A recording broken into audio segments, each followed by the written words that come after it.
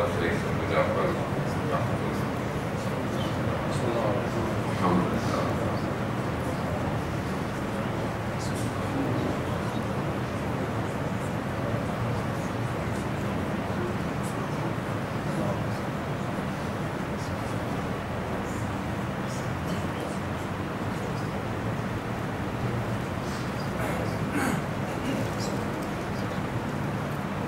امام زمانہ کی سلامتی کے لیے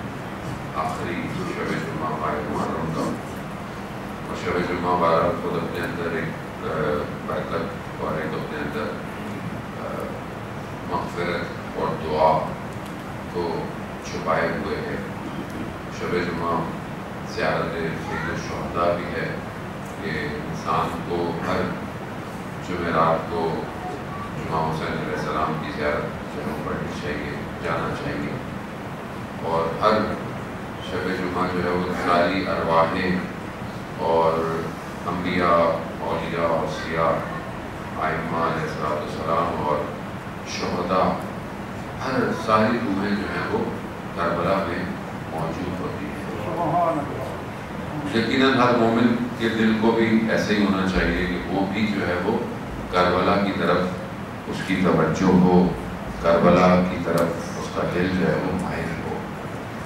ظاہری طور پر ہم اگر نہیں بھی جا سکتے تو ہمارا دل جو ہے وہ کربلا کی طرف ہونا چاہیے۔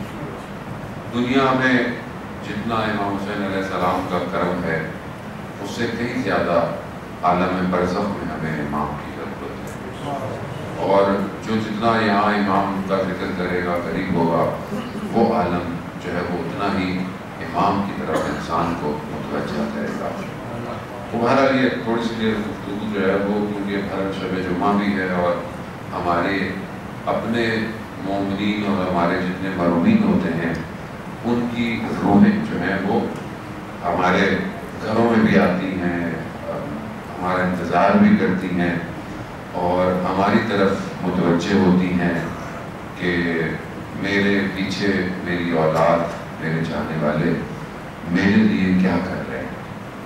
تو ہمیں توجہ ہونی چاہیے ان کے لیے بھی، صرف اپنے لیے زندہ رہنا نہیں چاہیے۔ اور اگر آج ہم اپنے مرحومین کے لیے کچھ کریں گے تو کل یقیناً ہمارے پیچھے بھی ہماری اولاد کچھ لوگ جو ہے وہ ہمارے لیے بھی کچھ کریں گے۔ عالم ابھی جب انسان بدن سے روح نکلتی ہے اس عالم میں جاتی ہے تو دوسرا عالم جو ہے وہ ایسا نہیں ہے کہ کہیں اور ہے، بلکہ عالم برزخ جو ہے وہ ہمارے اس عالم کے ساتھ جو مادہ ہے اس کے پیرلل ہے، اس کے ساتھ ساتھ ہے، اور ہم جو بھی عمل انجام دیتے ہیں وہ عمل ریئل ٹائم میں اپنی شکل اختیار کر جاتا ہے عالم برزخ میں۔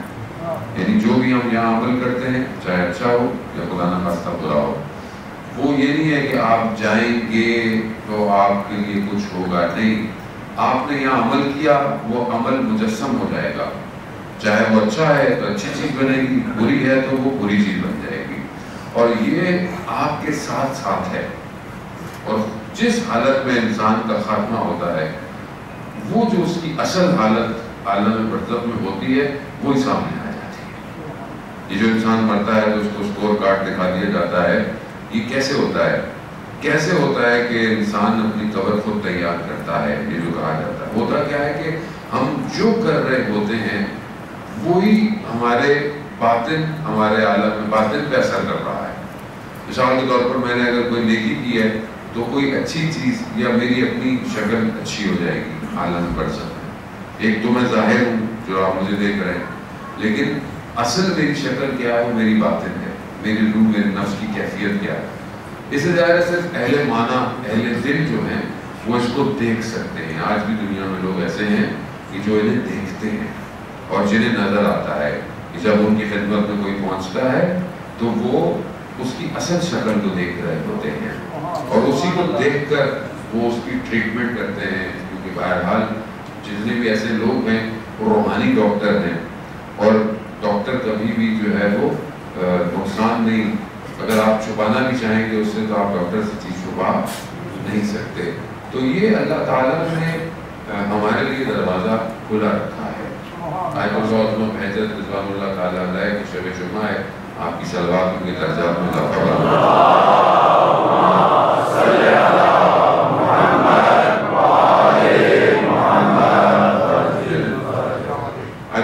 بہجت کی خدمت میں جب بھی کوئی جاتا تھا تو بہرحال مشہور تھا کہ آقا بہجت کو انسان کی اصل نفس کی شکل نظر آتی ہے، تو لوگ گھبراتے بھی تھے جانے سے ان کی طرف۔ تو ہم نے بھی اپنے استادوں کے ساتھ دیکھا کہ ہمیں بھی پتا تھا کہ ہمارے استاد کو اصل شکل نظر آتی ہے، ابھی کس طرح آتی ہے تو وہی جانتے ہیں کیسے نظر آتی ہیں، لیکن ہم بھی کوشش کرتے تھے کہ ہم سے اگر کوئی غلطی ہو گئی ہے تو ہم آگے نہیں جاتے تھے ان کے آگے کہ غلطی کر بیٹھے ہیں تو ان کے سامنے جائیں گے۔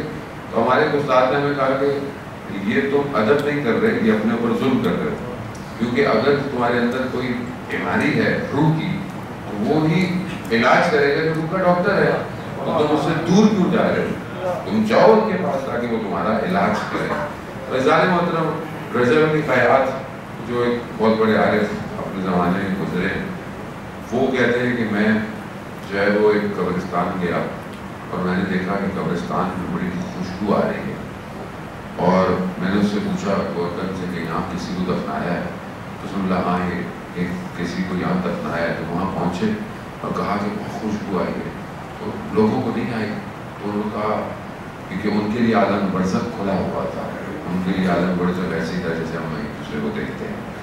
تو وہ کہنے لگے کہ اس مردے کی، یعنی جو شخص فوت ہوا ہے، اس کی قبر پر سید الشہداء تشریف لائے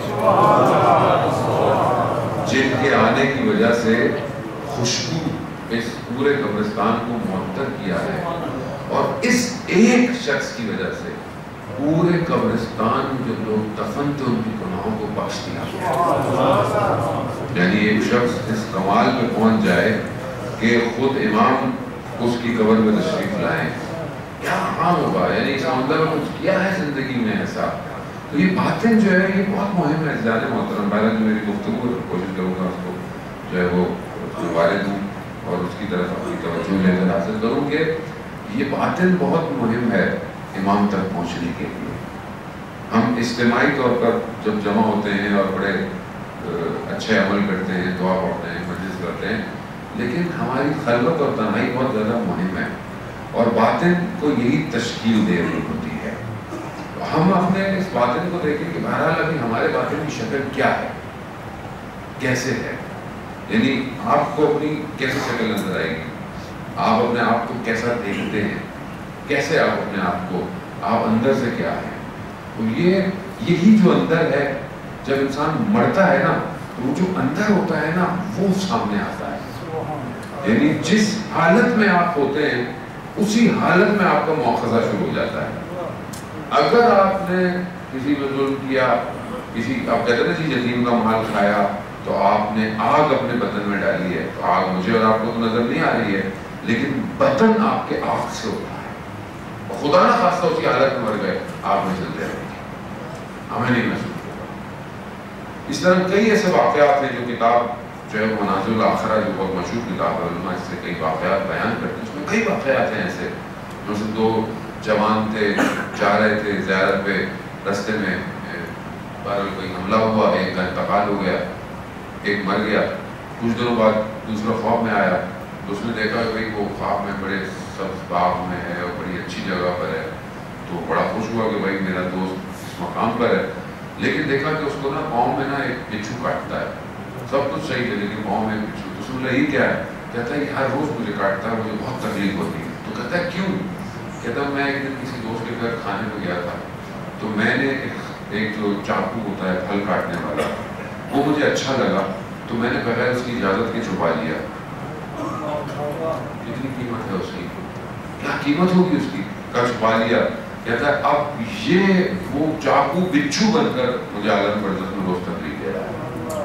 تو کیا میں کچھ کر سکتا ہوں؟ کہتا ہاں تم میرے گھر جاؤ، فلانی جگہ پر وہ رکھا ہوا ہے، وہ جا کر اسے دیکھا اور اسے بولا کہ مجھے معاف کرے. جب تک معاف نہیں کرے گا میں سزا میں مبتلا ہوں گا. تو یہ تو چھوٹی سی چیز ہے. ہم اپنی زندگی میں کیا کر رہے ہیں؟ کتنے لوگوں کا دل دکھاتے ہیں، کتنے لوگوں کا حق کھاتے ہیں خدا نہ خواستہ. دکان میں گئے بغیر پوچھے اٹھا لیا، چکنے لیا بغیر مالک کی اجازت کے، بغیر کسی کی گاڑی میں گزرتے ہوئے اسکریچ مار دیا، اس کو بتایا نہیں.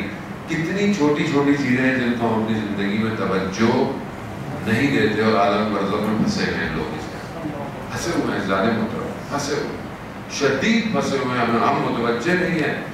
وہ جن کو اجازت ملتی ہے وہ تو خواب میں آ کے اپنے پیچھے اولاد کو یا کسی دوست کو آ کے بتا دیتے ہیں کہ ہم پھنسے ہوئے ہیں. لیکن ہماری کیونکہ زندگی خود اتنی مادی ہے، ہمیں خواب بھی صحیح نہیں آتے، اور آتے بھی ہے تو ہم توجہ ہی نہیں کرتے کہ سامنے والا کیوں پھنسا ہے. تو ہم متوجہ نہیں ہیں اس عالم سے. اور یہ وہ عالم ہے کہ جہاں ائمہ نے بھی ارشاد فرمایا ہے کہ ہم آخرت میں تمہاری شفاعت کریں گے، عالم برزخ میں خود اپنا انتظام کر کے آنا. کیوں؟ کیونکہ عالم برزخ برزان محترم ایک ایسی بات ہے. آیت اللہ شہید دستغیب کہ آپ کی صلوات ان کے درجات میں اضافہ کریں.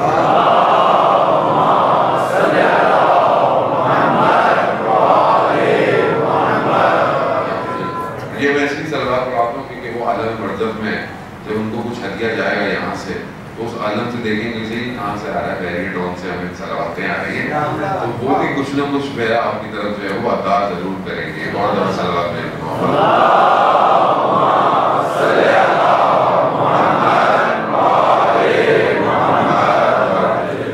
آیت اللہ شہید دستغیب اپنی کتاب میں بیان کرتے ہیں ایک عالم دین کا واقعہ، اور وہ اپنے والد سے اس بات کو بیان کرتے ہیں کہ انہوں نے اپنے خواب میں اپنے والد کو دیکھا. تو انہوں نے خواب میں والد کو دیکھا اور پوچھا کہ بابا عالم برزخ میں کیا معاملہ ہے، کس طرح معاملہ ہے، عذاب کیسا ہے؟ تو انہوں نے کہا بیٹا میں بتا تو نہیں سکتا کیونکہ وہ عالم دوسرا ہے، وہ عالم مثل ہے. اس عالم میں بدن نہیں ہے، یہ والا بدن نہیں ہے. اس عالم میں جو ہے وہ اسپیس ایسی نہیں ہے، اس میں ٹائم نہیں ہے، وہ الگ اسپیس ہے، الگ اس کی ڈائمنشنز ہیں. تو کہا کہ میں تمہیں مثال دے سکتا ہوں وہاں عذاب کیسا ہے. تو کہا بالکل ایسے کہ چاروں طرف پہاڑ ہو اور درمیان میں تم پھنسے ہوئے ہو اور بھیڑیے تمہارے پیچھے لگے ہوئے ہوں، تم فرار نہ کر پاؤ. عالم برزخ میں عذاب ایسا ہے. لیکن دنیا میں اگر آپ کو آپ کے پیچھے کوئی لگ جائے، کوئی جانور لگ جائے تو آپ بھاگ جائیں گے. کوئی جگہ ہوگی یا آپ کو کوئی مشکل ہو جائے تو آپ بولیں گے کہیں نہ کہیں کوئی نجات ملے گی. وہاں نہیں ہے ایسا، وہاں کہیں نہیں بھاگ سکتے، وہاں یہ عذاب کی کیفیت ہے. کہا بابا اچھا پھر یہ جو ہم ہدیہ بھیجتے ہیں، یہ جو ہم کوئی چیز ایسی کرتے ہیں جو ثواب کے لیے ہو مرحوم کے، تو یہ کیسے وہاں پہنچتا ہے؟ تو کہا میں اس کو بھی تمہیں ایکسپلین نہیں کر سکتا، سمجھانے کے لیے میں مثال دے سکتا ہوں کہ جیسے کسی بند کمرہ ہو اور اس میں عجیب گرم دھواں ہو، شدید اس میں گرمی ہو، اور ایک کھڑکی کھل جائے اور اس کھڑکی سے تازہ ہوا کا جھونکا آئے. جب تم کوئی نیکی بھیجتے ہو مرحوم کے لیے تو بالکل اس نیکی اس ہوا کی جھونکے کی طرح ہوتی ہے. تو ہم اپنے سارے مرحومین کے لیے طرح صلوات بھیجتے ہیں.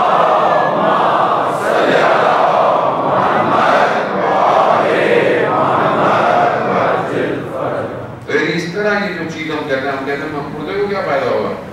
سلوات سے، نیاز سے، کھانے سے، اس کے نام پہ کوئی صدقہ دے دینا، اس کے نام پہ کسی مسجد میں کچھ کروا دینا، قرآن رکھ دینا، یا مطلب کسی کو فقیر کو، کسی ضرورت مند کو کوئی لباس دے دینا اس کے نام سے، تو یہ سب اس کو پہنچتا ہے اور وہ زیادہ ضرورت مند ہے.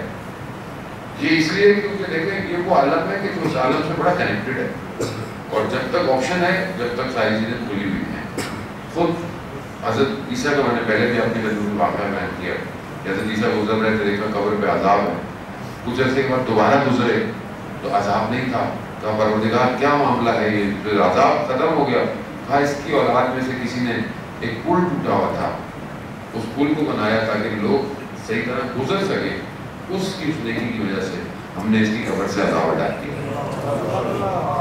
یعنی اگر اولاد میں سے کوئی بھی نیک کام کرے گا تو آپ کے اپنے باوجداد کی عالم برزخ میں اگر خدا نہ خواستہ مشکل میں ہے تو اس کو بھی جو ہے وہ اس لیے کہتے ہیں کہ اگر کوئی بچہ قرآن پڑھتے، بسم اللہ پڑھتے، تلاوت کرتے، بسم اللہ قرآن سیکھ لے تو اس کی نسلوں تک جو ہے وہ ان کی مشکلات جو ہے وہ حل ہو جاتی ہے. یعنی ہم نے کیونکہ ہم صرف مادے مسئلے میں میٹر میں ہم سمجھ نہیں پاتے کہ دوسرا جو عالم ہے وہ کیا ہے.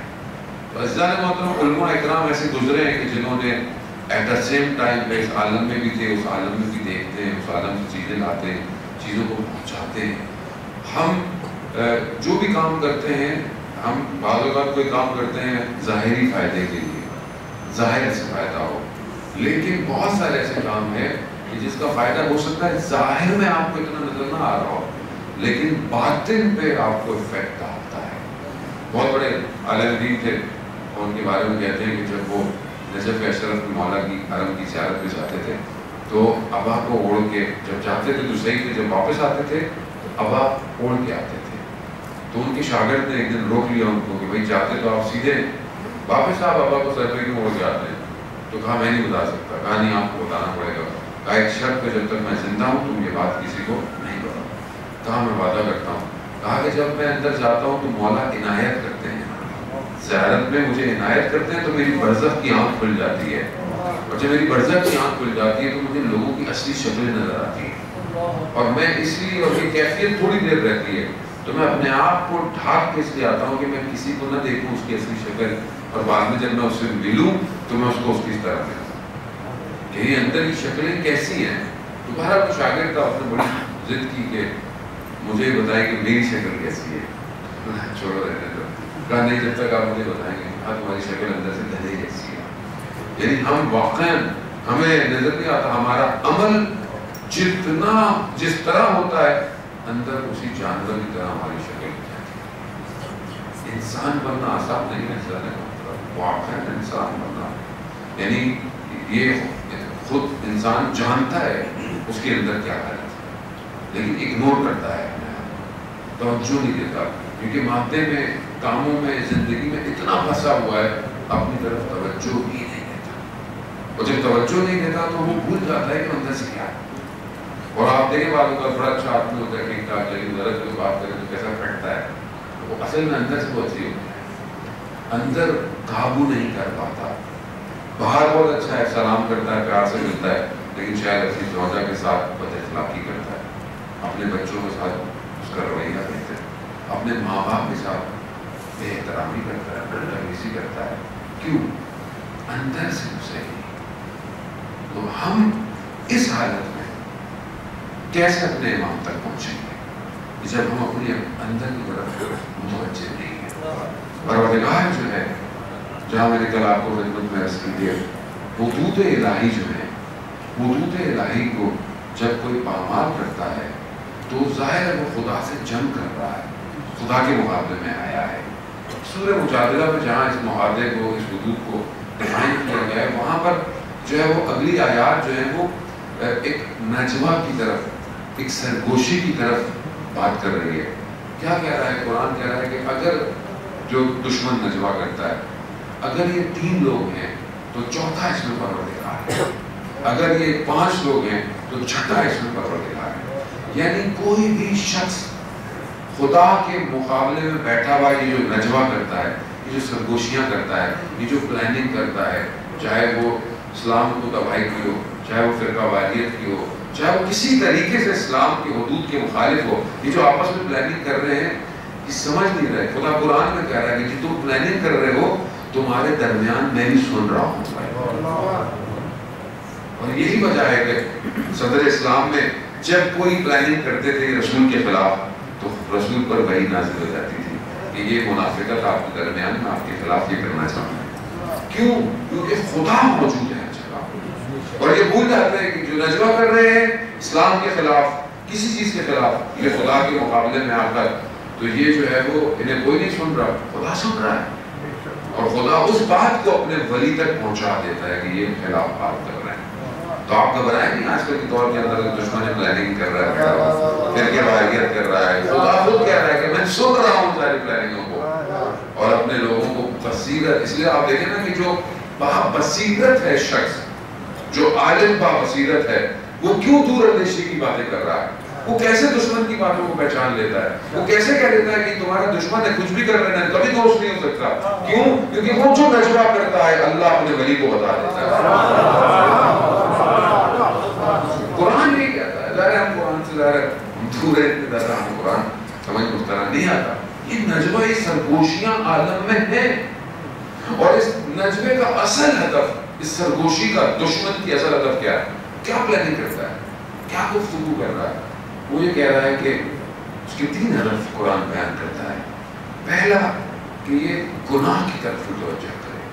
کس طرح ایک شخص سے گناہ کرایا جائے، کس طرح اس کی خلوت میں گناہ کرایا جائے، کس طرح اس سے واجبات ترک کیے جائے. یہ وہ یہی سرگوشی کرتا ہے آپس میں بیٹھے. دوسری چیز وہ دشمنی پہ لے کر آتا ہے. کس سے؟ خدا اور رسول کے مقابلے میں. جب آپ سے واجب ترک کرائے گا، جب آپ سے گناہ کرائے گا، ایک گناہ تو یہ فردی ہے، دوسرا گناہ اجتماعی ہے. یعنی کوئی ایسا گناہ کرائے، کوئی ایسی غلطی کرائے جس سے اجتماع میں مشکلات پیدا ہوں، اس اجتماع کے اندر، سوسائٹی کے اندر مشکلات پیدا ہوں، تو یقیناً پھر آپ خدا اور رسول کے مقابلے میں کھڑے ہیں، دشمنی کر رہے ہیں، تباہ کر رہے ہیں، معاشرے کو تباہ کر رہے ہیں، چیزوں کو تباہ کر رہے ہیں. یہ ساری سرگوشیاں جو تھیں یہ صرف اس زمانے میں نہیں تھی، یہ ابھی بھی ہے. ابھی بھی دشمن مختلف جگہوں پہ بیٹھا ہوا سرگوشیاں کر رہا ہے کہ کس طرح اسلام کو نقصان دینا ہے، کس طرح مسلمانوں کے آپس میں تفرقے، کس طرح ان کو آپس میں لڑوانا ہے، کس طرح یہ سب جو آج کل آپ کے سامنے ہو رہا ہے سب ظاہر ہو رہا ہے.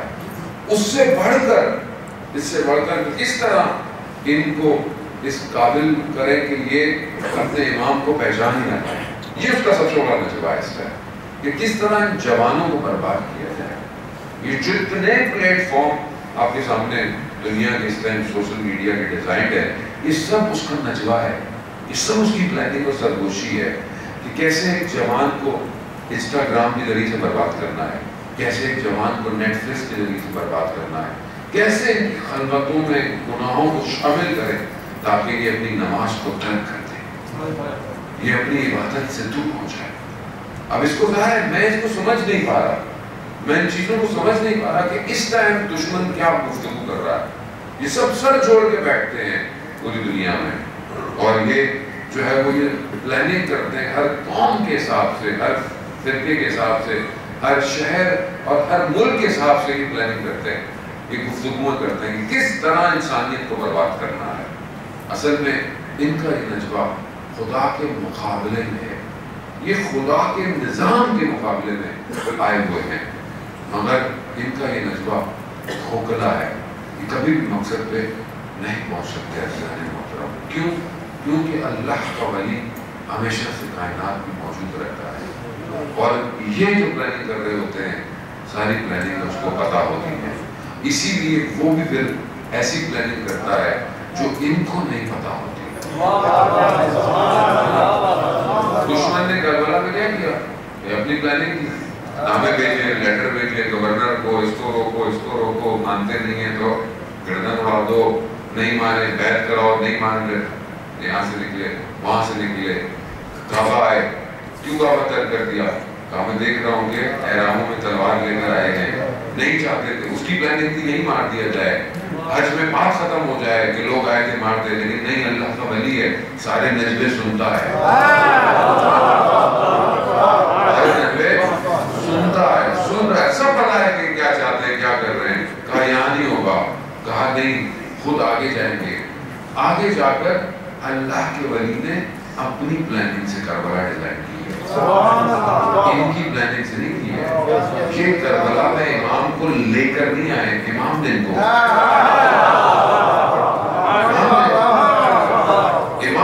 کو بلا کر دسایا ہے، یہ اپنی طرف سے پلاننگ کر رہے، معاملہ ختم ہو جائے گا۔ یہی ہے، دشت ہے، نینوا کو کون جانتا، کس نے سنا کربلا کو، کون سی سرزمین کربلا، خاص ہے، دشت ہے، ایک بنی اسد قبیلہ ہے، خالی کوفہ سے چند فاصلے پر ہے، کوئی نام و نشان نہیں ہوگا، ختم کر دیں گے، یہ نہیں پتا تھا یہی کربلا وہاں پہنچ جائے گی کہ پروردگار عرفے والے دن عرفہ کے مینا پر بعد میں پہلے کربلا پہ تجلی کرے گا۔ یعنی کس مقام پر اس کو امام حسین لے کر آئے، اس خاک کو، کہ تم سمجھے کہ ہم اسی خاک میں ختم کر دیں گے، دفنا دیں گے، نہیں، اسی خاک، پوری دنیا میں کوئی خاک ہی نہیں اس خاک کے علاوہ شفا کے لیے، اس خاک کو شفا بنا دیا ہے، اس تربت کو نہ صرف شفا بنایا بلکہ حجابات کو ختم کرنے کا طریقہ بنا دیا۔ حدیث وقت نہیں، میں آپ کو بیان کروں انشاءاللہ کہ فرصت نہیں، ایام میں کس طرح یہ حجابات کو ختم کرتی ہے، تعلیم محترم اس مقام پر لے کر آئے۔ کیوں؟ اللہ کا ولی ان ساری پلاننگوں سے جانتا ہے، اللہ کا ولی ہے، حجت الہی ہے۔ یہ تو انسان ایمان لے کر آئے، خوف کیسا؟ دنیا آپ کے مخالف ہو جائے، دنیا آپ کے مقابلے میں جمع ہو جائے، دشمن جتنا بھی ہو جائے، کچھ نہیں کر سکتا۔ کیوں؟ کیونکہ وہ جتنی بھی پلاننگ کر رہا ہے اللہ کا ولی اس سے واقف ہے، ساری چیزیں واقف۔ وہ بہت مشہور واقعہ جو ائمہ کے ایک عالم دین کا واقعہ تھا کہ جہاں مشکل میں پڑ گئے شیعہ، تو انہوں نے توسل کیا امام سے کہ ہم 3 دن کی مہلت مانگتے ہیں اور ہمیں مل جائے۔ ایک دن بھیجا، ایک کو گریہ کیا، پڑھا اس نے کیا، نہیں ملے، دوسرے دن بیابان میں چلے گئے، گریہ کرتے رہے، نہیں ملے، تیسرے دن تیسرا گیا، اور کئی لوگوں میں سے انتخاب کیے تھے چند لوگ، انہوں نے تیسرا گیا، اس نے اتنا گریہ کیا، امام مل گئے، امام نے بتا دیا کہ وہاں جاؤ، ایسا ایسا ہے، باقی آپ لوگوں نے سنا تھا، میں طولانی نقاب کو وقت نہیں لینا چاہتا۔ تو سوال انہوں نے مہلت پہلے کی بھی ہے، پہلے کی بھی بتایا، کہا تم نے خود 3 دن کا وقت مانگا، تم نے خود 3 دن کا وقت مانگا، اس کا مطلب ہے تم اگر وہی بولتے ہیں تمہیں وہی آ جاتے ہیں، وہی آ جاتے ہیں۔ ظاہر مطلب جب امام رضا علیہ السلام کی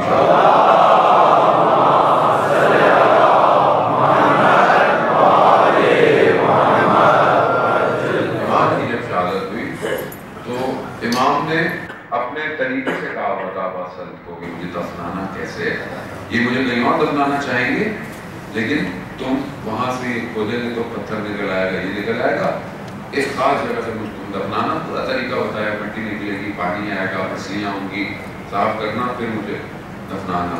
تو خیر، اور دعا بھی بتائی تھی کہ یہ دعا پڑھنا یہ سب ہوگا۔ اب جب امام کو دفنا دیا تو خلیفہ جو تھا اس نے بولا کہ تمہیں کوئی امام نے کوئی چیز تعلیم کی ہے، تو امام نے اس کو دعا یاد کرائی، لیکن اتنی یاد کرائی تھی کہ بعد میں یہ بھول جائیں گے، بعد میں یاد نہیں رہے گی۔ اس نے کہا مجھے یاد نہیں ہے، تو اس کو زندان میں ڈال دیا بسنت کو کہ ابھی بھی آپ حرم مشہد سے دور نکلے تو ان کا جو ہے وہ مقدر مبارک ہے۔ امام کے دائرے قریبی اس میں سے تھے، خادموں میں سے تھے، اپنے ساتھیوں میں سے تھے، تو 1 سال زندان میں رہے۔ تو بسنت نے توسل کیا اپنے وقت کے امام سے، یعنی نوے امام سے، تو امام حاضر ہو گئے کہ بہت دن ہو گئے مولا، تو مولا سے کہا مولا یہ میں 1 سال سے زندان میں، میری مدد کو نہیں ہے، تو امام فرماتے ہیں تم نے جب یاد کیا ہمارے، تم نے جب یاد کیا، بات یہ کہ ہم یاد کتنا کرتے ہیں، ہم کتنا پکارتے ہیں، ہماری طرف سے مطلب امام نے تو چھوڑی ہے، آپ امام کا رسول کریں، آپ امام سے تقاضا بلند کریں، آپ امام سے کہیں کہ مولا بہرحال ہماری مدد کریں، یہ حالات ایسے ہیں، زندگی ایسی ہے، پورا اشوک دور ہے، کیوں نہیں امام مدد کریں گے؟ اور امام مدد کر رہے ہیں لوگوں کی، ایسے تھوڑی دنیا آگے کی طرف بڑھ رہی ہے، ایسے تھوڑی امام کے سربراہ آگے جا رہے ہیں، امام مدد کر رہے ہیں، لیکن وہ پہلے محنت کرتے ہیں، پہلے امام ان کی بھی مدد کرتے ہیں۔ ازدان مطلب یہ نجوہ جو ہے، یہ سرگوشیاں جو ہیں یہ کائنات میں ہو رہی ہیں، ابھی بھی ہو رہی ہیں، ان کا اصل ہدف یہی ہے کہ رسول کے مقابلے میں لایا جائے۔ قرآن کہتا ہے کہ جس ہم نے رسول کے ملتے تھے نا تو رسول کو بہت زیادہ بہت تعریف کرتے تھے، لیکن پیچھے پیچھے ان کا مقصد یہ ہوتا تھا کہ لوگوں کو رسول کا دشمن بنایا جائے۔ اور پہلی چیز گناہ ہے، گناہ انسان کے باطن کو خراب کرتا ہے، نجس کرتا ہے۔ جب بھی کسی سے غلط کام کرانا ہو تو پہلے گناہ کرایا جاتا ہے، پہلے اسے نجاست میں مبتلا کیا، جب وہ نجاست میں مبتلا ہو گیا، جب وہ غلط کاموں کی طرف چلا گیا، اب آپ اسے کچھ بھی کرا لو۔ جیسے دنیا کا بھی قبول ہے، ٹھیک ہے کہ اگر کسی کو پھنسانا ہے تو پہلے کچھ کرپٹ کرو اسے، اس کی کوئی ووٹ اپنے ہاتھ میں لو، اس سے وہ گناہ کراؤ یا غلط کراؤ، جب پھنس جائے تو بولا تو یہ سب ہمارے پاس ہے۔ اب جب ایک غلطی ہوتی ہے تو ایک غلطی کو چھپانے کے لیے انسان کئی غلطیاں کرتا ہے، یہی شیطان کا کام ہے۔ شیطان کا اصل ہدف ہی یہی ہے کہ یہ گناہ کر لے، جب یہ ایک گناہ کرے گا تو اس کو وسوسے کرو گے، اب تم نماز پڑھو گے، اب تم نیکی کرو گے، اب تم یہ کرو گے، تو بولے گا بات تو صحیح ہے۔ اور ایک دوسرے سے بھی بولتا ہے، دوست بھی ایک دوسرے کو بول رہا ہوتا ہے کہ ادھر خیریت ہے نماز پڑھنے، تمہاری حرکتیں ایسی، تم نماز پڑھے جا رہے ہو، تم نیک کام کرو گے، تو یہ کیا ہے؟ یہ سب وسوسے ہیں، یہ سب نزوے ہیں، یہ جو خدا سے اور رسول سے دور کرنے کے لیے۔ عزیزان محترم، ہمیں بہرحال اپنی زندگی کے اندر یہ دیکھنا ہے کہ ہم واقعاً اپنے آپ کو اس قابل کر رہے ہیں کہ نہیں کر رہے ہیں، اور اگر خدا نہ خواستہ اسی حالت میں مر گئے، یہ جو حالت ہے یہ حالت جو ہے وہ چلی جائے گی۔ عثمان میں بہت بڑے عالم دین تھے اور انہوں نے اپنے اساتذہ سے ذکر لیا کہ مجھے عالم برزخ دکھایا جائے، میں دیکھوں، تو انہوں نے وظیفہ دیا، قبرستان میں جا کے انہوں نے انجام دینا تھا، اور اس زمانے میں قبریں جو تھی وہ کمرے کی طرح ہوتی تھی، فیملیز کی، تو سردی سخت، اصفہان کے تخت فولاد سب سے بڑا جو قبرستان ہے، اس میں کسی ایک کمرے میں یہ ذکر کر رہے تھے رات کو، انہوں نے دیکھا کہ کوئی مردہ لایا گیا رات کو اور اسے کمرے میں چھوڑ دیا، اور ایک شخص کو بٹھا دیا کہ قرآن کی تلاوت کرتا ہے، صبح اس کو دفنائیں گے۔ جب تھوڑی دیر گزری تو انہوں نے دیکھا کہ دو ملائکہ ہاتھ میں آگ کے گرز لے کر آئے ہیں اور انہوں نے اس مردے کو مارا ہے۔ اس مردے کو جو آگ کے گرز لگے اس نے ایسی چیخ ماری تو وہ عالم دین کہتے ہیں کہ پورا قبرستان لرز اٹھا، یہاں تک کہ ان کے اپنے بدن میں جان نہ رہی، اور یہ چیخ رہے ہیں کہ مجھے باہر نکالو۔ اس شخص سے جو قرآن پڑھا ہے اسے سمجھ میں نہیں آ رہا، اسے نظر نہیں آ رہا، یہ چیخ رہے ہیں کہ مجھے باہر نکال، اگر میرے ٹانگوں سے جان نکل گئی، میں کہہ رہا ہوں مجھے باہر نکالو، وہ کہہ رہا ہے کہ سردی ہے، رات کو باہر کہاں جا رہے ہیں، لیکن اسے نہیں پتا کہ جو انہیں نظر آ رہا ہے، کہہ رہا میں نے اپنے آپ کو گھسیٹ گھسیٹ کر کمرے سے باہر نکالا اور میں رستے میں بے ہوش ہو گیا۔ صبح جب میرے شاگرد آئے تو انہوں نے مجھے اٹھایا اور میں کئی عرصے تک قبرستان میں مریض رہا۔ پھر میرے استاد آئے، کہا کہ ایک لمحہ برزخ کا برداشت نہیں کر پائے، ایک لمحہ برزخ۔ عزیزان محترم، ہم متوجہ نہیں ہیں کہ ہم جو زندگی گزار رہے ہیں کس طرح کی ہے۔ نجف میں جو ہے وہ عالم دین بیان کرتا ہے، ہمارے استاد نے بیان کیا، نجف کے اندر جو ہے وہ ایک شخص تھا، اس کا قرض تھا کسی کے اوپر، اور وہ شخص دیتا نہیں تھا اس کو، لیکن اسے سنا ہوا تھا کہ یہ جو جس نے مجھے پیسے دینے ہیں یہ فلانے ایک استاد کے درس میں جاتا ہے۔ انہوں نے جا کر ان سے کہا کہ یہ آپ کے درس میں آتا ہے تو آپ اگر کچھ بات کہیں گے تو شاید یہ کچھ میرے پیسے واپس کر دیں۔ تو وہ درد دے رہے تھے تو وہ آیا شخص، تو انہوں نے کہا کہ جب میں اس سے پہلے یہ میں استاد بنا ہوں تو میری دکان تھی یہاں بازار میں، ایک دن ایک یہودی آیا اور دوسرا مذہب کا تھا، تو کچھ پیسے اس کے بچے ایک دھرم یا کچھ، تو میرے پاس نہیں تھے کہ میں اس کو دیتا، تو میں نے اس کو بولا کہ بعد میں لے لینا، تو اس نے بولا نہیں بعد میں مجھے ابھی دو، میں نے کہا میں دے دوں گا بعد میں، گیا تو مجھے معاف کر دینا، کہتا نہیں میں معاف نہیں کروں گا، مجھے تم دو۔ یہ ایک دھرم تو کہتے ہاں یوں چلا گیا. کہتے ہیں میں نے رات کو خواب میں دیکھا کہ روز قیامت ہے اور میں صراط مستقیم سے گزر رہا, مجھے ملائکہ لے کے جا رہے ہیں, ایک طرف آگ ہے ایک طرف جو ہے وہ بہشت ہے. کہہ رہا اس آگ میں سے نا وہ شخص باہر آیا اور اس نے میرا صراط مستقیم کا راستہ روک دیا اور کہا کہ میرا ایک دھرم کہاں ہے. میں نے کہا میں اب اس عالم میں کہاں سے لے کر آؤں تمہارا ایک دھرم. کہا نہیں, جب تک میرا دھرم نہیں ہوگا میں جانے نہیں دوں گا. تو یہ کہتے میں نے ملائکہ کو کہا کہ مجھے یہاں سے نکالو, تو ملائکہ کہہ رہے ہیں جو دنیا کے حقوق تھے وہی پورے کر کے آنے تھے, نہیں کچھ ایسا. کہا کہ میں نے بہت کیا. اس نے بولا کہ کچھ نہیں ہو سکتا, ہاں اتنا کر سکتا ہوں کہ جو میں آگ میں جل رہا ہوں یہ اپنی انگلی تمہارے سینے میں لگاؤ. تو کہا میرے پاس اور کوئی آپشن تھا ہی نہیں. میں نے کہا لگاؤ. کہا اس نے وہ انگلی لگائی تو میرا سینہ جل گیا اور کہا میں جب صبح اٹھا تو میں نے اپنے سینے پہ اس سیاہ نشان, کہتے ہیں انہوں نے اپنی قمیض کھول کر دکھایا کہ ابھی تک اس جلے ہوئے کے نشان ہے جو اس عالم پر ضبط ایک تھا. یہ صرف مانتا ہے شاید ایک زبان کا جملہ ہو سکتا ہے. وہ جو میں آپ کو آیت اللہ دستغیب کا واقعہ بتا رہا تھا جو اپنے بیٹے نے کہا, تو یہ سب پوچھی, انہوں نے نیکی پوچھی, یہ عذاب پوچھا. انہوں نے دیکھا کہ ان کے والد کے ہونٹوں میں زخم ہے. کہا بابا یہ آپ کے ہونٹوں میں زخم کیسا ہے؟ کہا بیٹا میں آپ کی ماں کو یعنی والدہ کو اپنی زوجہ کو کچھ ناموں سے پکارتا تھا جس سے ان کو تکلیف ہوتی تھی, لیکن وہ میری وجہ سے کچھ کہتی نہیں تھی, لیکن ان کا دل دکھتا تھا. اس زخموں کی وجہ سے یہ عالم برزخ میں میرے ہونٹوں میں تھا. کہا بابا میں کچھ کر سکتا ہوں؟ کہا ہاں, اپنی والدہ سے میرے لیے معذرت کرو, مجھے معاف کر دیں, ورنہ قیامت تک میں ان زخموں کے ساتھ رہوں. وہ آئے, انہوں نے اپنے والدہ سے کہا کہ بابا کو, کہا ہاں وہ ایسے لفظوں سے مجھے پکارتے تھے لیکن کیونکہ بڑے تھے تو میں خاموش رہتی تھی. عزیزان محترم, منہ سے نکلا ہوا جملہ عالم برزخ میں عذاب بن سکتا ہے. بچے کو مارا ہوا تھپڑ عذاب بن سکتا ہے. دیا ہے آپ, یہ جو آپ کا بچہ بالغ ہو جائے آپ اس سے معافی طلب کر لیں کہ آپ نے اس کو بچپن میں کتنا مارا ہے. باتوں کا کہتے ہیں نا بچوں کے لیے ہدیہ ہے, بچوں کی آپ بچوں کے پیسے جو کھا جاتے ہیں آپ کے کا ہے. جب یہ بالغ ہو جائے تو آپ اس سے اجازت لیں کہ بیٹا اتنے اتنے تمہارے پیسے ڈلے تھے, تمہارے تھے, لیکن میں نے تمہارے پہ خرچ کیے, میرے حلال کر دو. اگر اس نے حلال نہیں کیا قیامت پکڑائی اس سے نہیں ہوتا. معاملہ سنگین ہے, معاملہ آسان نہیں. ہم بہت ریلیکس کرتے ہیں دنیا کے اوپر. تو جب کیسے ہو سکتا ہے کہ چھوٹی چھوٹی باتیں انسان کو پھنسا سکتی ہیں, تو بڑے بڑے معاملے کتنا پھنسا سکتے ہیں.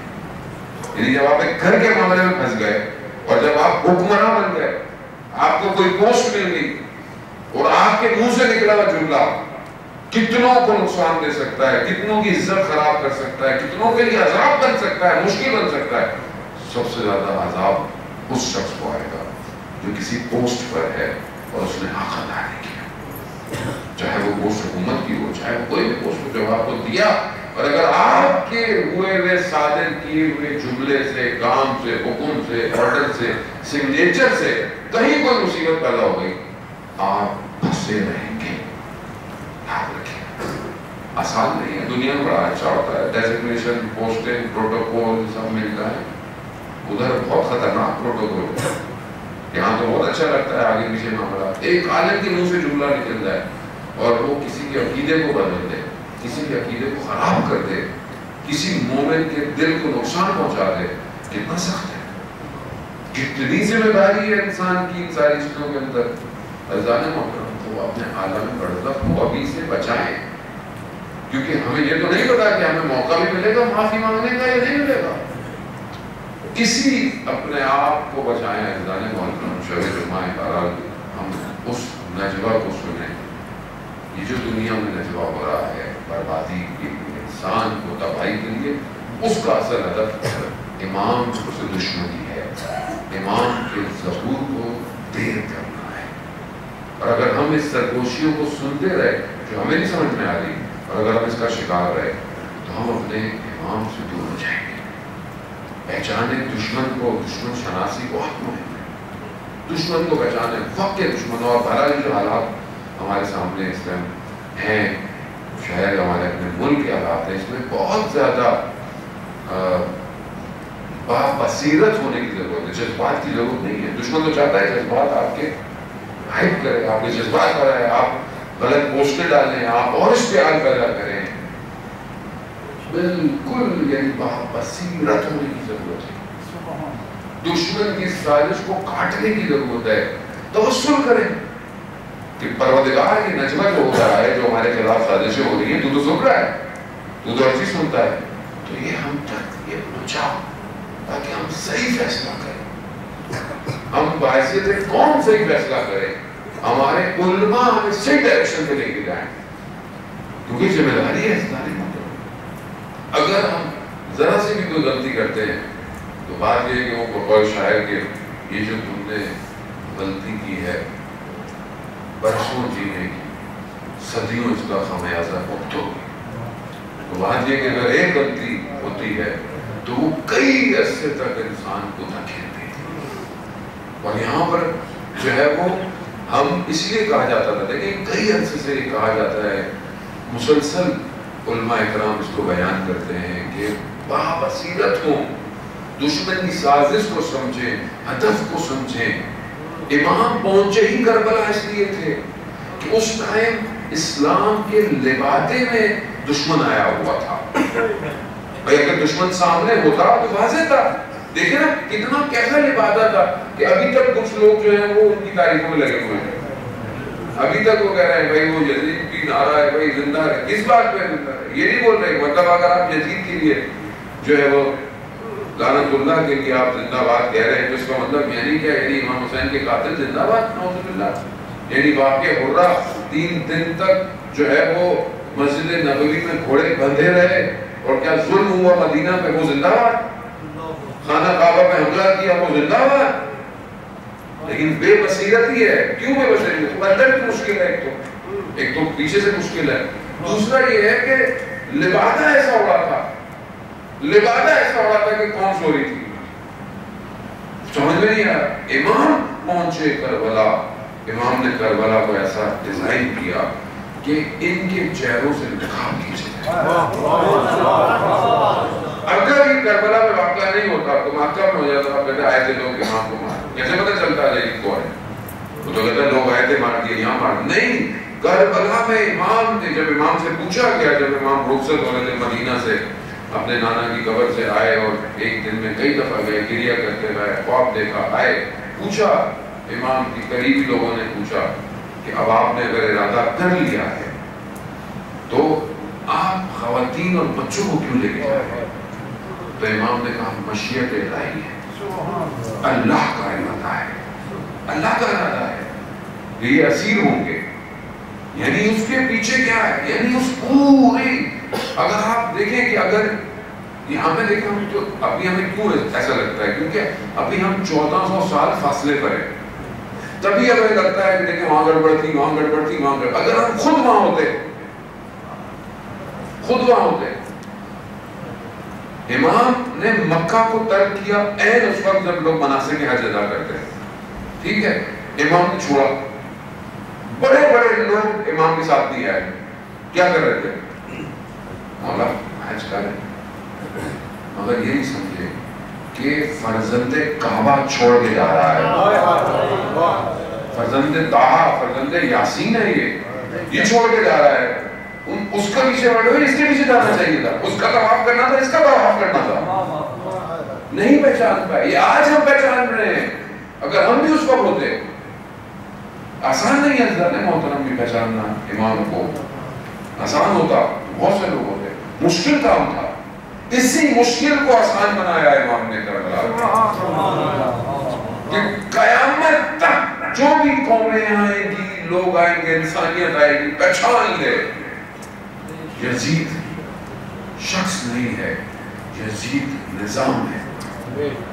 हुसैनियत जिंदाबाद, हुसैनियत जिंदाबाद, हसीदियत जिंदाबाद, हसीदियत जिंदाबाद, मोहम्मद वाले मोहम्मद वाले बुलंद सलावत।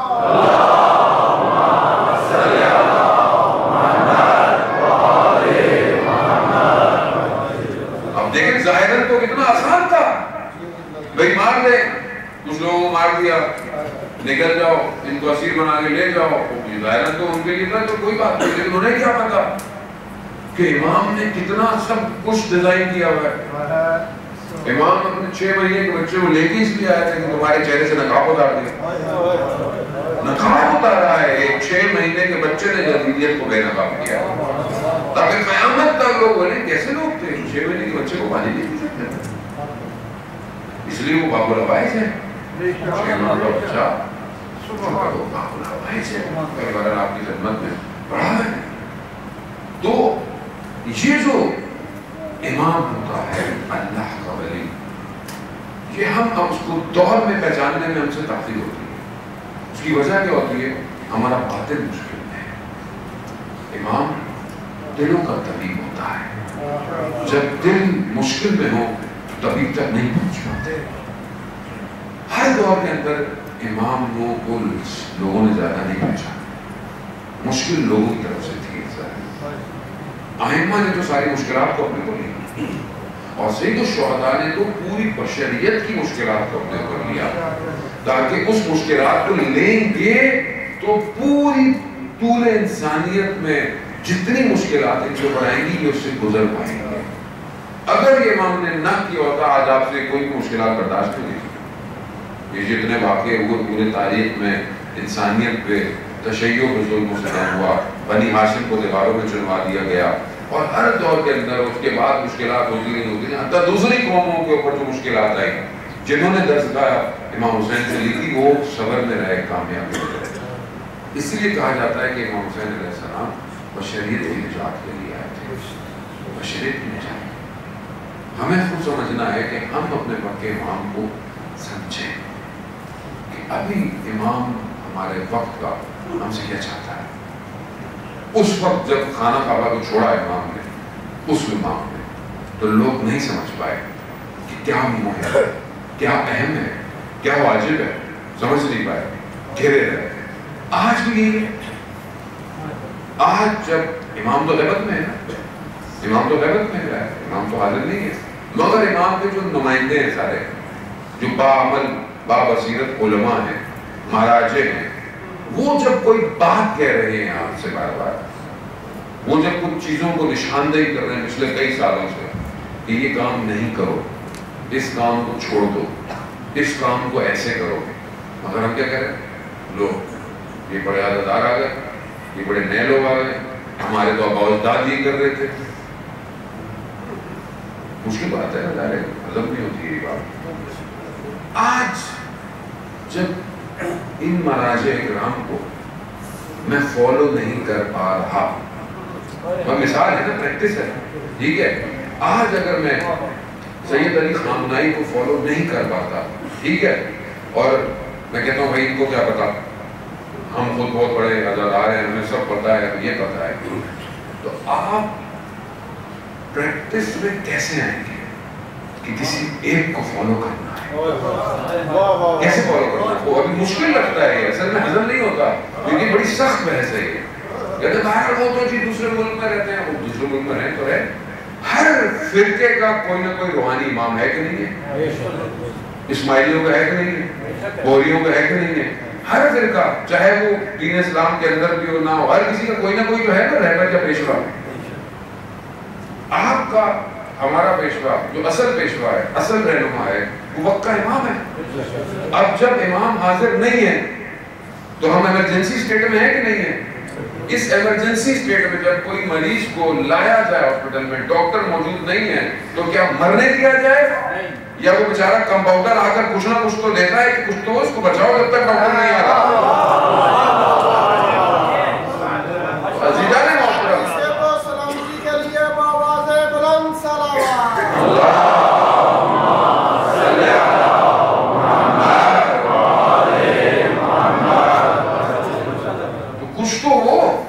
اب اس عالم میں جہاں بالکل فشار ہے، پریشر ہے پورے اسلام کے اوپر، اسلام کو ٹکڑے کیا جا رہا ہے، لڑایا جا رہا ہے، مسلمانوں کو آپس میں لڑاؤ، فرقوں کو آپس میں لڑاؤ، ان کے اتحاد کو ختم کرو مسلمان ملکوں میں. دیکھیں نا آپ کیسے مسلمان ملکوں کے اندر جو ہے وہ بیرونی طاقتیں آ رہی ہیں, آپس میں لڑوا رہی ہیں, ادھر مارو اس کو مارو, فلسطین کو مارو, ان کو مارو, عراق میں اترو. تو کون ہے, کون ہوگا آپ کو راستہ دکھائے گا؟ کس کی طرف ہم دیکھیں, کون ہمیں بتائے گا؟ مرتے رہے کیسے ہو سکتا ہے؟ وہ ماننے والے کہ جو یہ کہتے ہوں کہ رسول خدا نے جانے کے بعد اپنے ولی کو منصب پہ بٹھایا, کیسے ہو سکتا ہے؟ وہ خدا جو نبی کے بعد بھی خالی نہیں چھوڑا, امام کو بھیج رہا ہے, تو خیبر کے اندر بغیر کسی کے آپ کو چھوڑ دے گا؟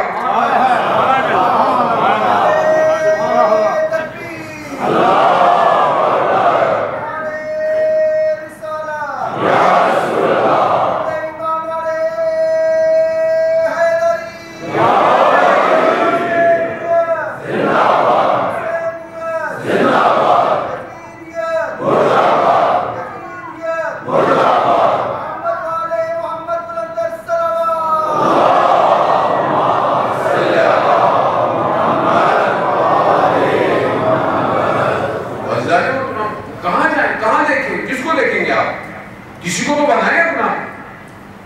یہ نہیں کہتے کہ آپ خود دیکھیں کس کو بنائے, کس کو بنائے؟ خاتون الحرمین کو اپنا لیڈر بنائیں گے, یا ملیشیا کے پریزیڈنٹ کو اپنا لیڈر بنائے؟ کس کو بنائے؟ مسلمان. بحیثیت مسلمان سوچیں آپ. بڑے بڑے اہل سنت کو سمجھ میں آ گیا کون ہے اس ٹائم مسلمانوں کا لیڈر. ہماری سمجھ میں نہیں آ رہا, کیوں؟ ہمیں لڑوایا گیا اس چکر میں. بھائی آپ کن کی باتوں میں آتے ہیں؟ جن کو اپنے گلی کوچوں کا نہیں پتا, ان کی باتوں میں آتے ہیں. وہ دنیا چلا رہے ہیں مہاراج, دنیا چلا رہے ہیں. ایک جملہ بولتے ہیں بڑے بڑے کاف ہل جاتے ہیں. ریڈ الرٹ میں رہتے ہیں. سید دے دے کچھ مقامت والا لبنان والا ایک جملہ کہتے ہیں, ریڈ الرٹ پہ رہتے ہیں دنیا. اور ہم لوگ کہتے ہیں یہ ایسے ہیں, یہ ایسے ہیں, یہ ایسے ہیں. کوئی منہ تو ہو بندہ بات کرے کسی کو. اور ہم بھی مطلب ہم بھی سن رہے ہیں امام کا بیٹے ہوئے, یعنی ہم اپنے آپ پر بات کر رہے ہیں اور کچھ نہیں کر رہے. نقصان جو کیا ہم نے کیا.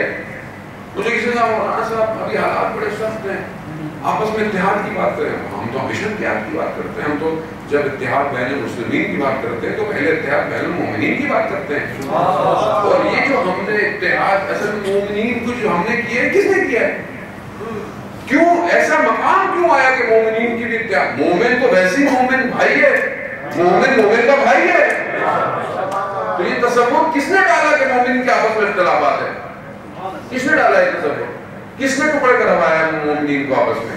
کسی عالم نے بیٹھ کے ممبر سے. ٹھیک ہے, اگر کوئی لباس میں بھی آگے غلط بات کرتا ہے تو غلط کرتا ہے, اس سے غصہ نہیں ہوتا. آپ لباس کو بھی دھوکہ مت کھائیے گا کبھی. میں معیار نہیں ہوں, نہ شخصیت پرست بنے. معیار اہل بیت کی تعلیم ہے. اگر اس معیار پہ میں بھی ہوں, بسم اللہ, میں بھی ہوں, مجھے باہر نکال دیں. کوئی معیار نہیں ہے, صرف وہی معیار ہے جو اہل بیت کی تعلیم پر ہے.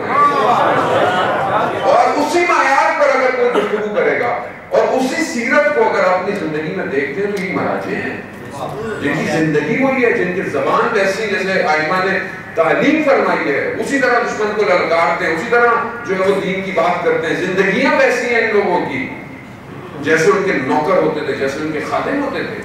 یہ خادم ہیں ان کے, یہ نوکر ہیں ان کے.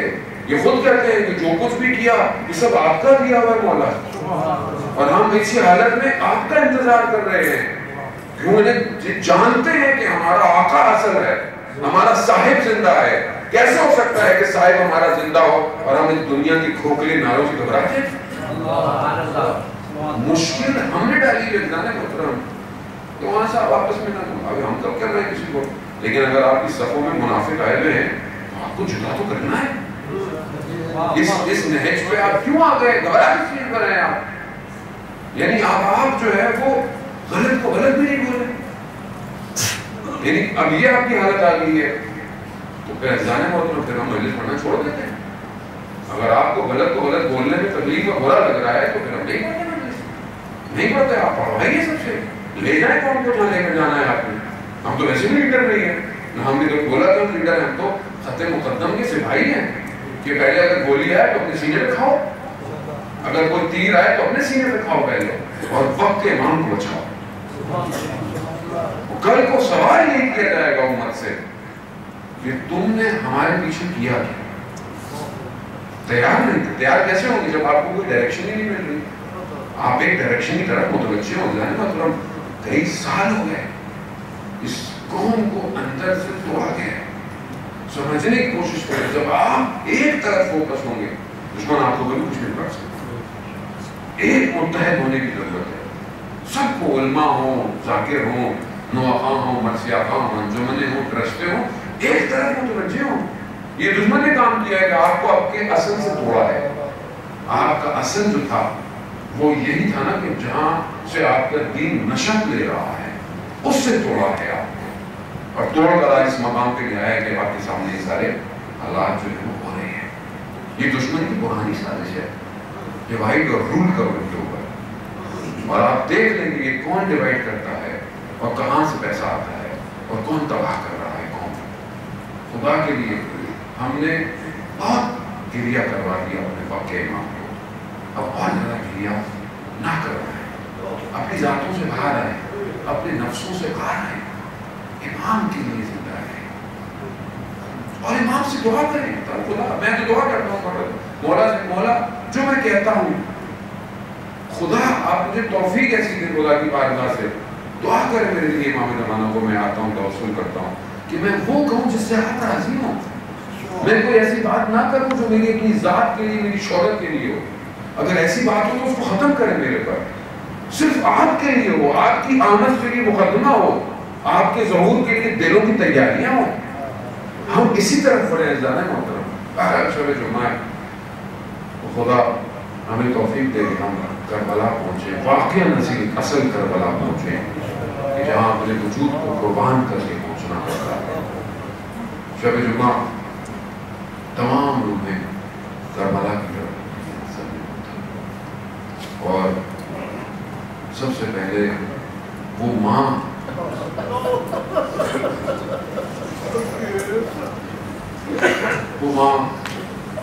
ہر شب جمعہ کربلا جاتی ہے اور اپنے فرزند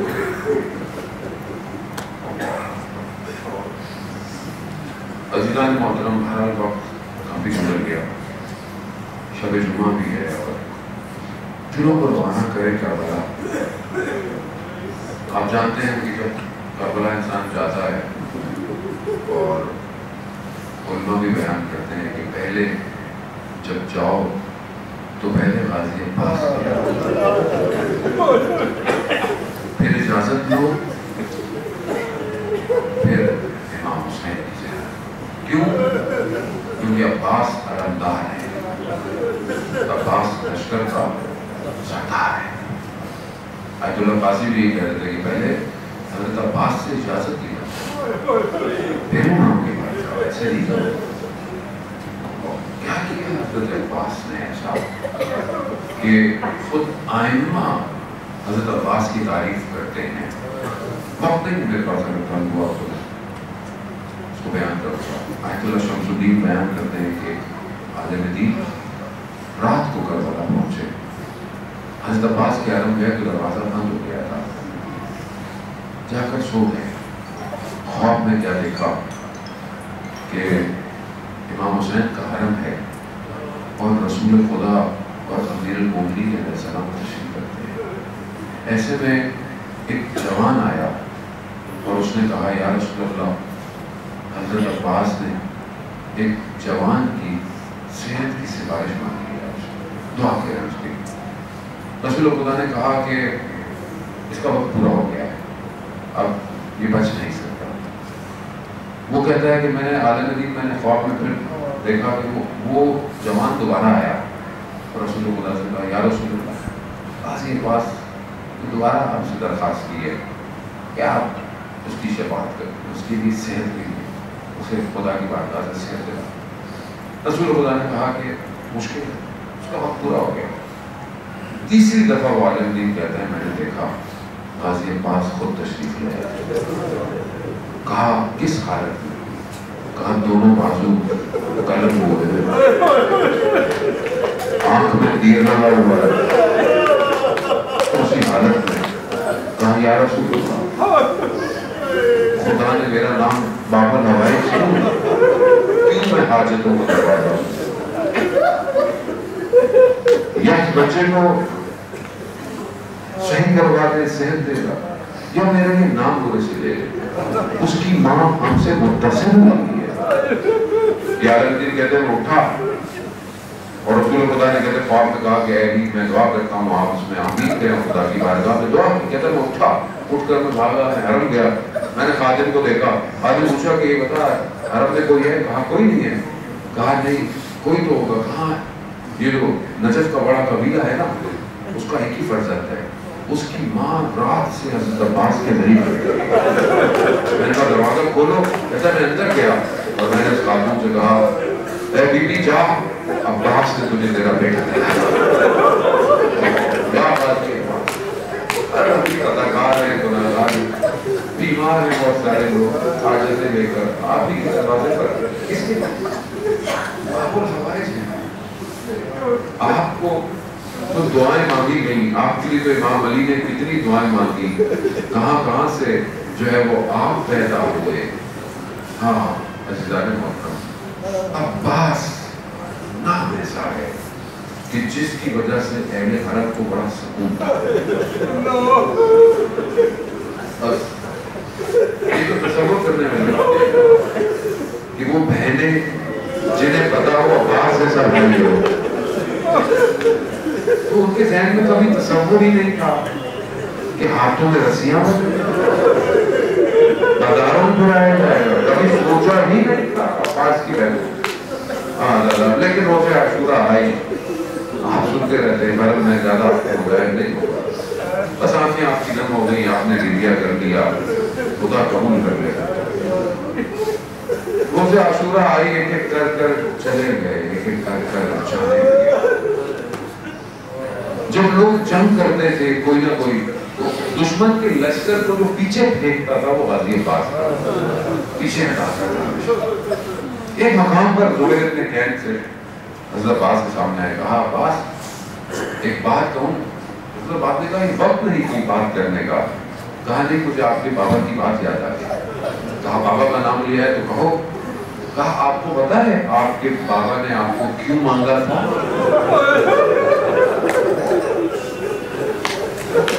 کہا یہ وہی دن ہے جس کے لیے مانگا۔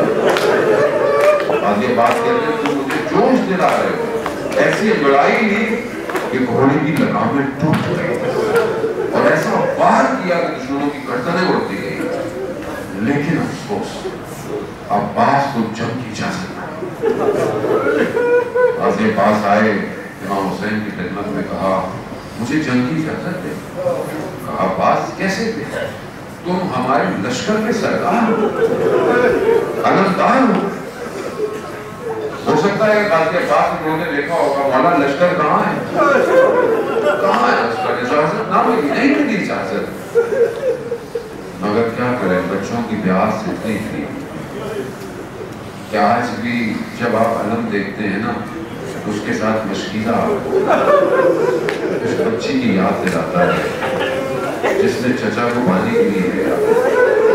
بچی نے جب دیکھا کہ اتنے بچے پیاسے نے، چھوٹا بھائی پیاسا، تو چچا کے پاس، چچا بچے پیاسے، اتنی امید سے وہ آئی۔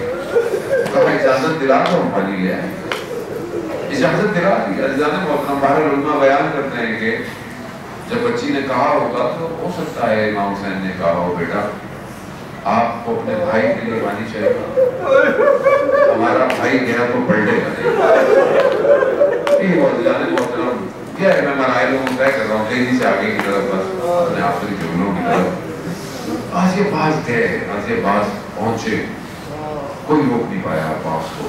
حضرت عباس نے پانی تک پہنچ گئے، پانی تک پہنچے نا، پانی کو ہاتھ میں لیا تو 20 سال پرانی اپنے بابا کی وصیت یاد آ گئی۔ شب 21 رمضان کو جب حضرت علی نے عباس کو بلایا تھا نا، کہا بیٹا ایک وقت آئے گا جب پانی تک پہنچ جاؤ گے یاد رکھنا حسین پیسا ہوگا.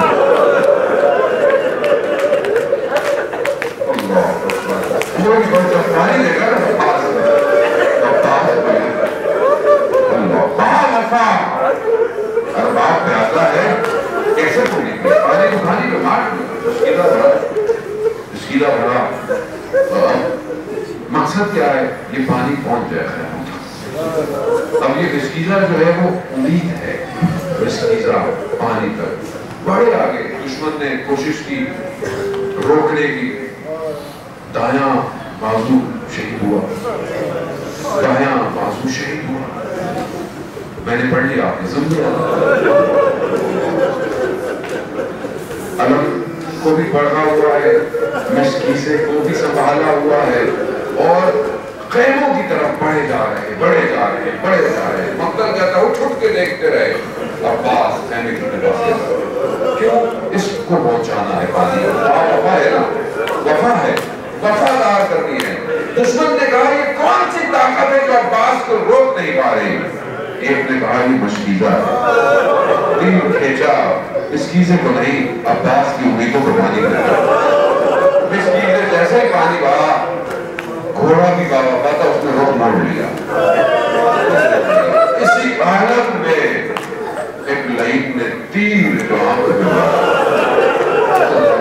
سن سکے کہ اندازہ محترم آپ سنتے رہتے ہیں, جب آپ کہیں جا رہے ہو نا تیزی سے اور آنکھ میں کچھ آئے تو کیا کرتے ہیں؟ ہاتھ سے ہٹاتے ہیں.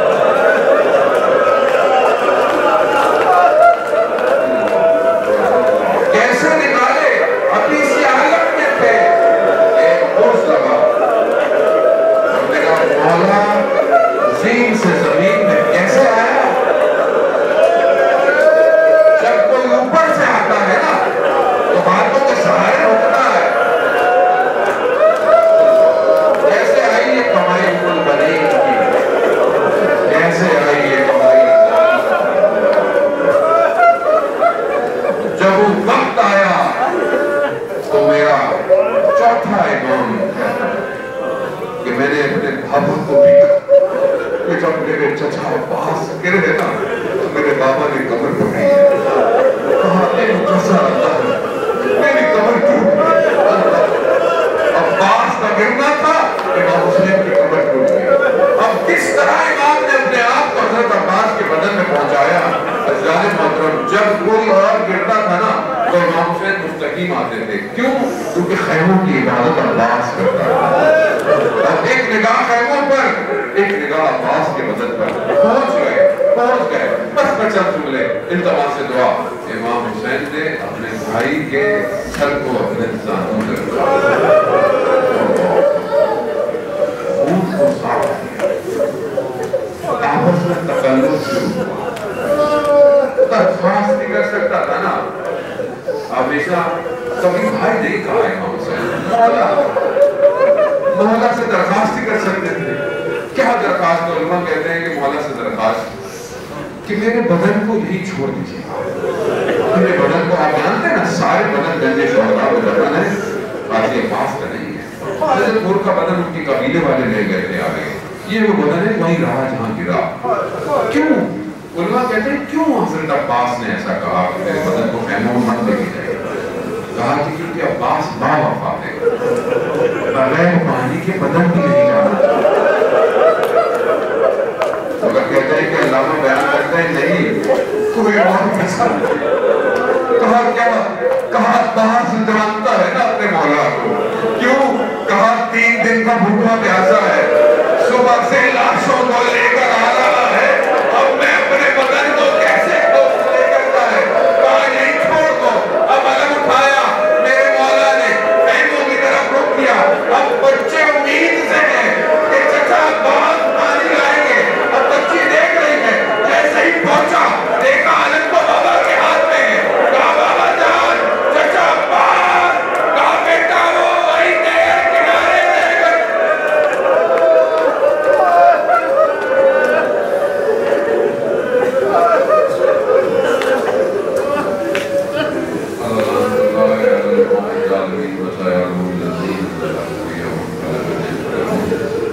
اللہ ہمیں زمانے سے لوگوں میں تفصیل ہمیں ان کے ناسوں ان کی مددگاروں کو شمار پریشانی والے ان کی پریشانیوں پردگار شب جمعہ ہمارے مغرب کی مغفرت فرما قبروں کو اہل بیت کے نور سے منور فرما پردگار جو بھی دنیا میں مشکلات ہیں مسلمانوں کی سب کی جان مال عزت آبرو کی حفاظت فرما آپ ہمارے ملک میں جو حرام تفرقہ کو پھیلانے کی کوشش کر رہا ہے شر کو پھیلانے کی کوشش کر رہا ہے پردگار اس کو اس کے ناکام اور سے شوم ہدف میں سے ناکام بنا پردگار ہمارے ملک میں استحکام اور عزت عطا فرما اس کے دشمنوں کو نیست اور نابود فرما علماء اکرام مراجع اکرام کو قدرت اور سلامتی عطا فرما پردگار جو بھی عزادار ماتم جلوس مجلس کہیں بھی کر رہا ہے دنیا میں اس کی جان مال عزت آبرو کی حفاظت فرما پردگار ہمیں حج اور عمرہ کی زیارات کی توفیق عطا فرما ہمیں کوئی غم نہ دے سوائے ہم حسین پہ اللہ منصورنا زیارت اور حسین